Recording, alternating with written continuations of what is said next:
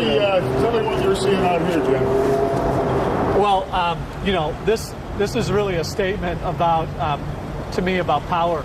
You know, it's a massive, colossal scaled one-story building. So you get these huge pilasters that sort of end in these big arches that march along down the street. So in the style of, it clearly to me, if you were to ask anyone, this represents some sort of powerful statement about city or energy or motion. So here's a powerful statement about the people watching. Some of them are not going to know what a pilaster is. Oh, so, okay.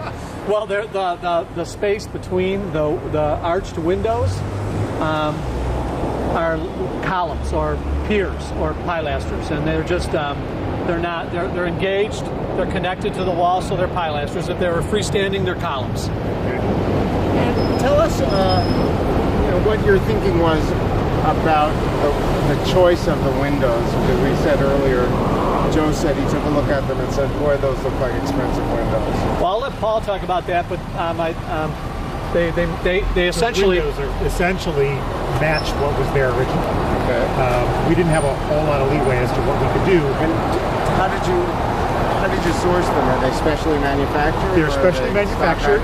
They're not stock items. They're custom made. But you know what? I don't remember the manufacturer.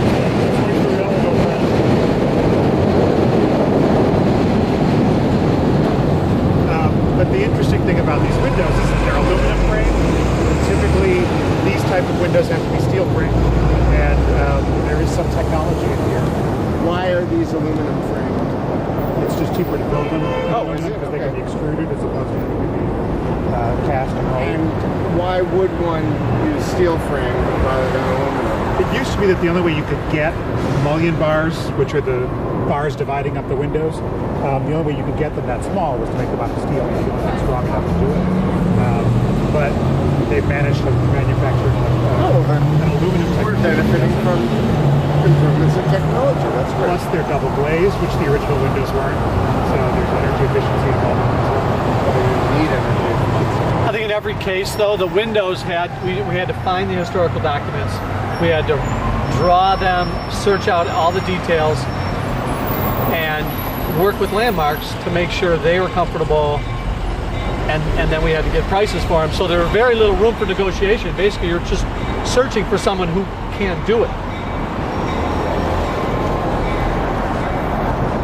And what I love about the building too from the outside is not only do you see the windows sort of marching down in a very powerful way, it ends with that smokestack, which is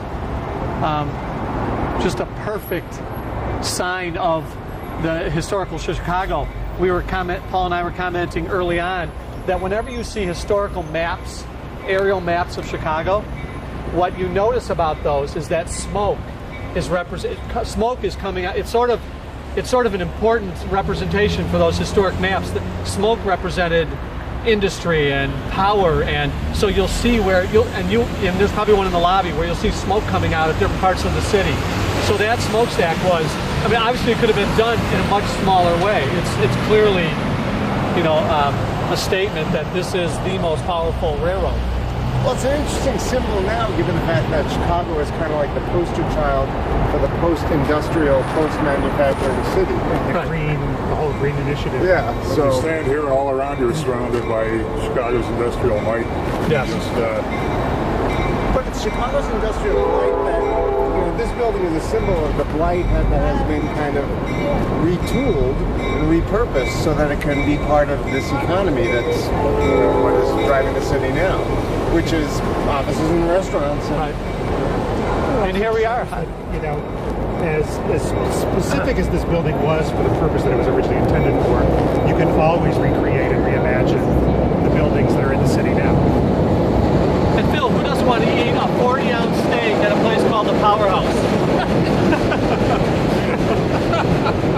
I'm in. Exactly. Thank you, Jim. Thank you very much. Phil. Thank you. Thank you.